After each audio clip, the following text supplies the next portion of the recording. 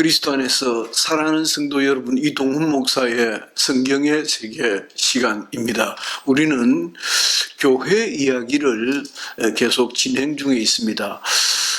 이전 시간에 조금 언급했습니다마는 오늘 주일로 일부 교회 이야기의 이론적인 면, 이론적인 측면, 혹 신학적인 배경들을 마감하고 제가 한 주 혹은 한 2주 정도 생각하고 있습니다. 2주 정도 좀 제 시간을 가진 다음에 그다음부터 현실 교회가 직면하고 있는 현대 사회의 문제, 이런 것들을 좀 아이템을 잘 잡아서, 예컨대 요즘은 뭐 페미니즘 혹은 트랜스젠더 문제, 술, 담배, 그리고 불신 결혼은 어떻게 보아야 하는가, 교회의 국가에 대한 책임 혹은 역할의 분담, 이런 것도 우리가 생각해 볼 수 있고, 가족 문제도 여간 심각하지 않습니다. 좀 더 나누어서 부모와 자식 간의 관계, 홀로 사는 싱글맘의 문제라든지, 하여튼 복잡한 문제들을 하나하나 그 아이템을 잡아가지고 우리가 어떤 방향으로 나아가는 것이 보다 더 성경적일 수 있겠는가 하는 전제를 깔고 한번 대화를 해볼까 하는 생각을 가지고 있습니다. 그 준비를 하는 시간을 한두 주 좀 주시면 제가 참 감사하겠다 하는 생각이 듭니다. 오늘은 그리스도께서 가지는 삼중직이 있다는 것을 전제로 우리는 교회의 권세에 대하여 살펴보는 중입니다. 지난 시간에는 그리스도께서 왕적 신분을 가지고 계시고, 그 왕적 신분은 주로 워딩과 관련되어 있습니다. 예수께서 오셔서 어떤 말씀으로 우리를 가르치시고 교훈하시고 세상을 알게 하셨는가 하는 것입니다. 그래서 가르치시는 부분과 관련해서 하나님의 말씀 혹은 신학 혹은 신조 이런 것들이 관련이 있었습니다. 그리고 선지자적인 직분과 관련해서는 우리가 권징이라는 차원에서 살펴보았습니다. 교회 안에도 권징이 있더라는 것은 체벌입니다. 교회 안에도 체벌이라는 것이 있었는데, 이 체벌은, 이 벌을 주는 것은 세상 벌과 어떻게 구분이 되는지, 그 벌을 줄 수 있는 힘은 어디에서 나오는 것인지, 그리고 그 힘의 원천은 또 무엇인지, 어디까지 효력이 있는지 등등을 우리가 조금 살펴보았던 것입니다. 오늘은 마지막 시간으로 그리스도의 그 제사상적 직분이 있습니다. 그 제사상적 직분을 신유와 구제라는 차원으로 나누어서 좀 살펴보면 어떨까 하는 신학자들이 있었고, 저도 거기에 깊이 공감하는 바가 있어서 그리스도의 삼중직 가운데 오늘은 제사상직 직분에 입각해서, 그 제사상직 직분은 첫째, 그 제사장은 치유하는 능력을 가지고 있다는 것을 전제로 하는 것입니다. 그 치유가 신유로 나타났다, 그 치유가 구제로 나타났다, 그렇게 본 것입니다. 첫째는 제사장직 직분은 섬기는 모습, 디아코니아, 섬기는 모습으로 나타난 것을 제사장직 직분으로 볼 수 있겠다라고 하는 것입니다. 우리는 첫째로는 그리스도께서 70인 전도단을 보내실 때에 그들에게 말씀하시고 명령하시기를 귀신을 내어 쫓고 모든 종류의 각색 병으로 고통받는 자들을 고치는 권세를 주셨다 그랬습니다. 제가 무척 좋아하는 성경 본문이기도 한데, 왜냐하면 주님께서 직접 등장하셔서 제자를 세우십니다. 주님께서 제자를 세우시는 장면을 굉장히 실감나게 묘사를 해두었거든요. 마태복음 10장 1절 이하입니다. 그러니까 우리가 그 본문이 정상적이고 사실적이라는 것을 인정한다면 그 본문이 가지는 권세는 굉장한 것이죠. 너희는 가서 내 이름으로 귀신을 쫓고 각색병으로 고생하는 자들을 고쳐라 라고 하셨고, 그리고 주머니에 전대를 가지지 말고 두 벌 옷도 가지지 말고 신발 두 짝도 가지지 말고 어디로 가든지 감사함으로 그렇게 머물러라. 그래서 어떤 이는 저랑 참 친했던 분은 어느 지방으로 가든지 그 지방에서 아는 분의 가정에 들러서 신세 지는 것을 아주 당당하게 생각하시더라고요. 그래서 참 제가 좋은 모습이라고 생각을 했어요. 왜냐하면 우리가 기본적으로 성경대로 살고자 하는 자세가 되어져 있지 않습니까? 그래서 굳이 호텔을 요구하지도 않고, 집회를 갔을 때 호텔을 요구하지도 않고, 너무 또 죄송스러워할 것도 없고, 그렇게 진세를 지닌 것을 마태복음 10장 1절 이하에 있는 말씀에 의지해서 그런 것을 보고 참 바람직하다라고 하는 생각을 해본 적도 있습니다. 아무튼 그리스도의 삼정직 가운데 제사장직 직분은 곧 섬기는 직분으로 해석해 볼 수 있겠는데, 그 섬기는 직분은 곧 치유의 직분이다. 그 치유는 신유로 나타나고 병든 자를 도와주는 그런 구제로 나타났다라고도 볼 수 있지 않겠는가라고 하는 것입니다.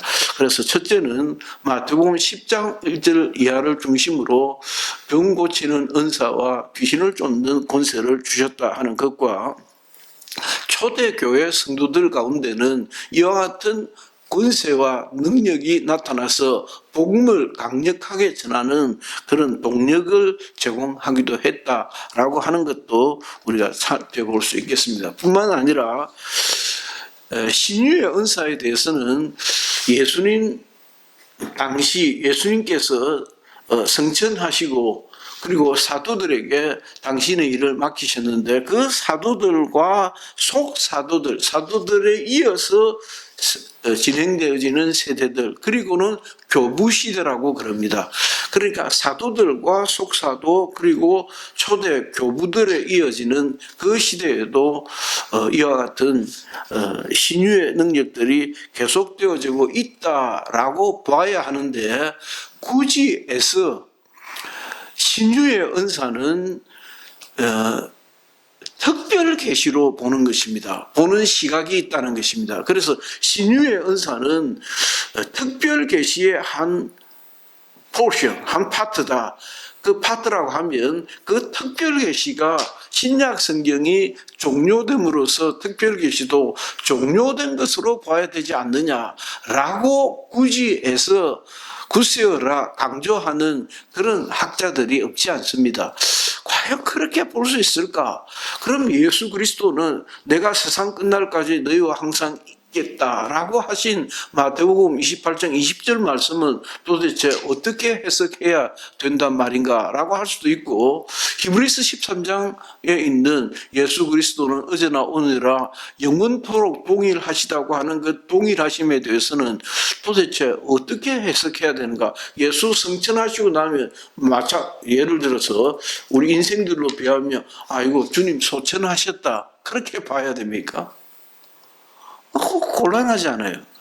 그럼 우리가 누구를 믿는다는 것입니까? 하나님이 우리와 함께 하신다는 그것을 어떻게 얘기할 수 있겠습니까? 그래서 그건 너무 억측이다. 너무 고전적인 혹은 너무 18세기, 19세기 합리주의에 너무 매도되어져 있다라고 하는 느낌을 지울 수가 없다라고 하는 것입니다. 그래서 예수 그리스도의 현재성을 강조한다면은 오늘날도 예수 그리스도께서 치유하고 계신다, 신유로 나타나고 있다라고 보는 것이 더 정당하다라고 저는 생각을 합니다.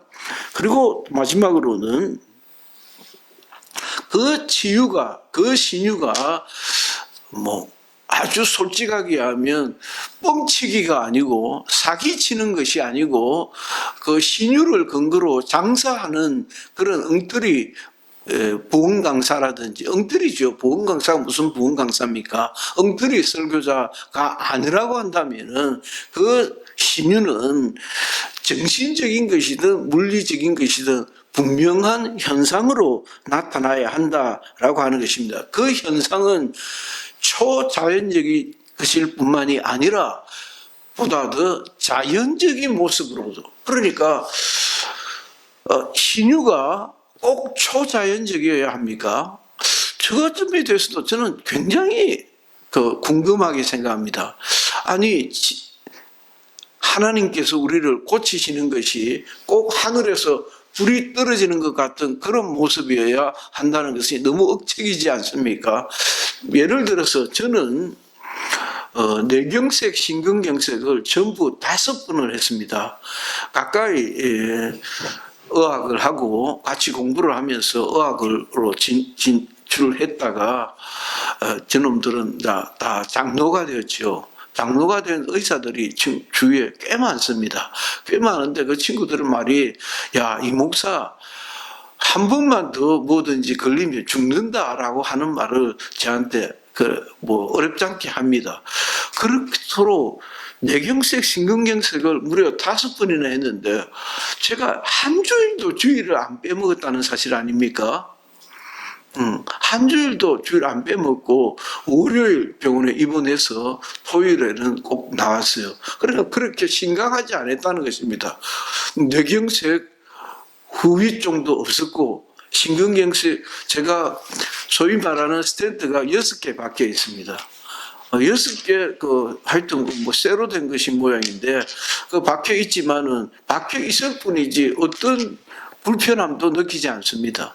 그로 인해서 주일을 빼먹어야 할 일도 없었고 40일 금식을 3번이나 했지만은 역시나 주일을 안 빼먹었습니다. 안 빼먹고 매번 설교를 다 했습니다.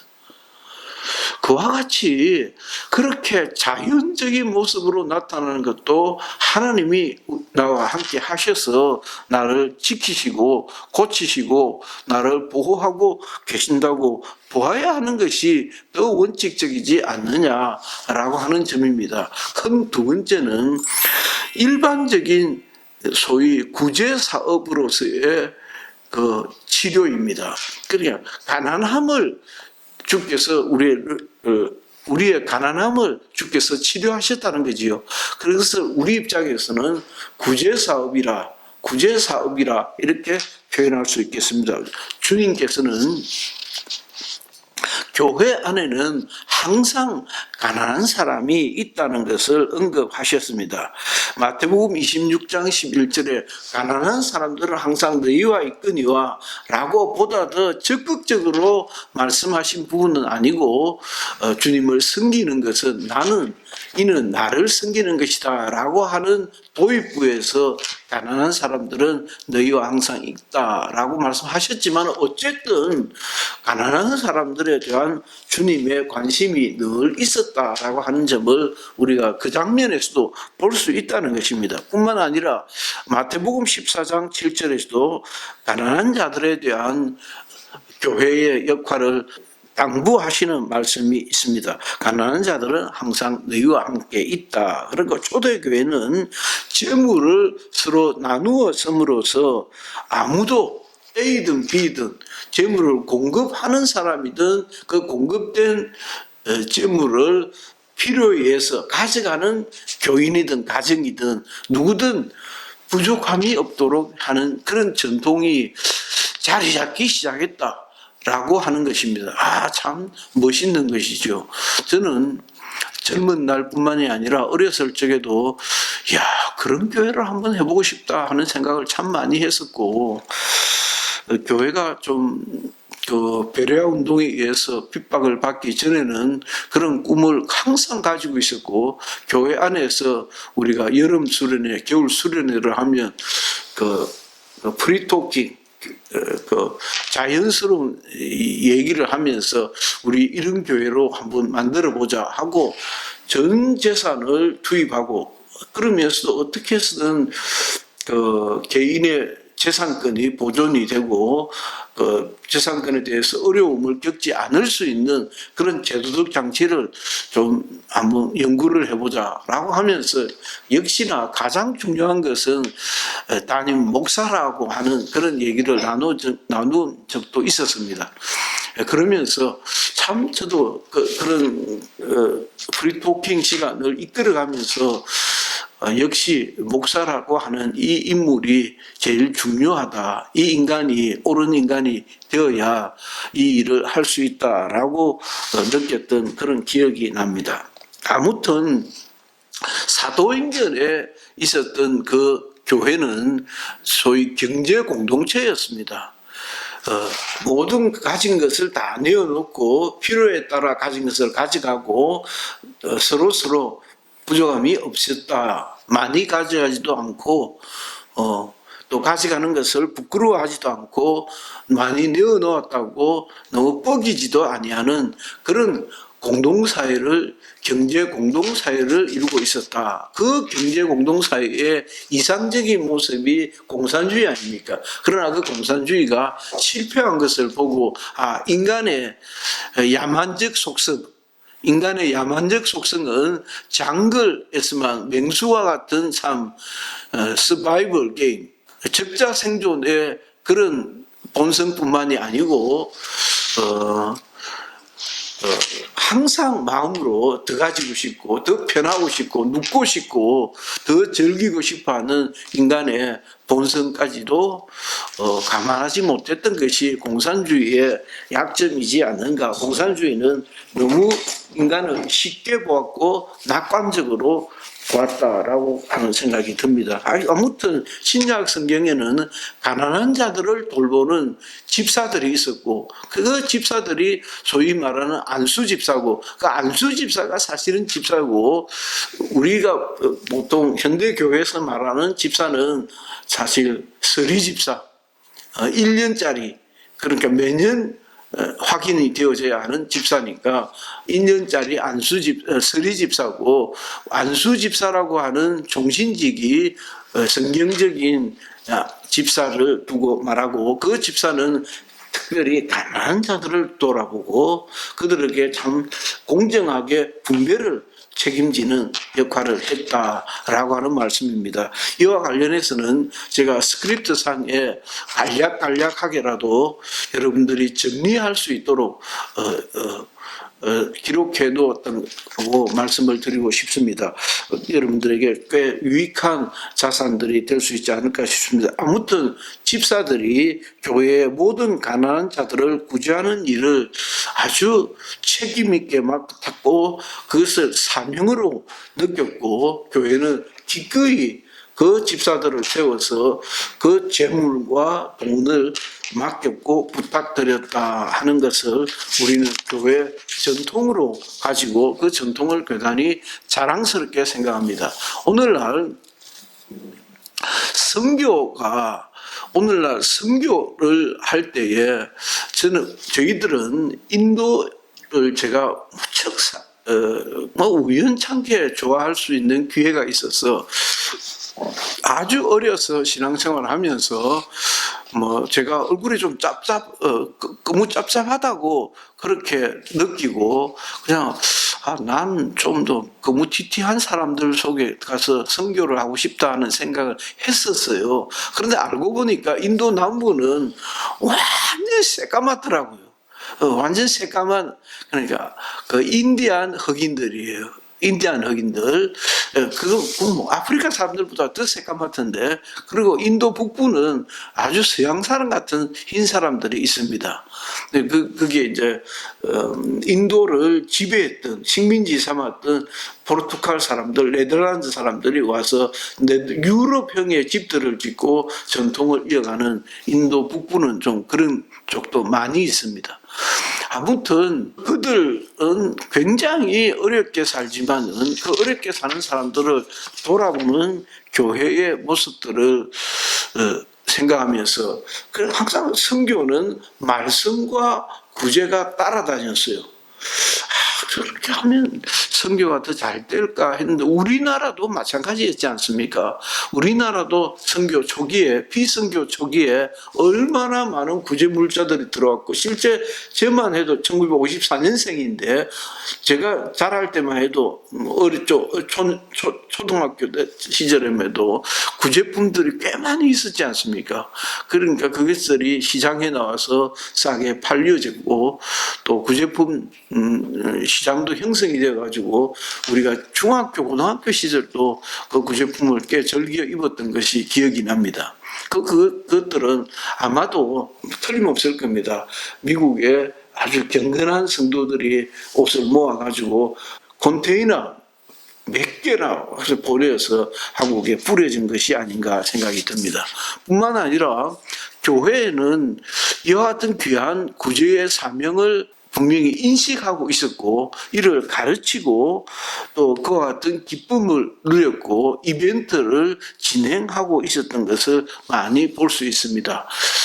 이동훈 목사의 성경의 세계 시간이었습니다. 이로써 교회 이야기에 보다 더 이론적인 부분은 좀 마감하고 이 금주로 마감하고 금주 수요일 분의 동영상에는 좀 더 심층적으로 우리가 생각해 볼 수 있는 질문들을 여러분들에게 나누어 드리겠습니다.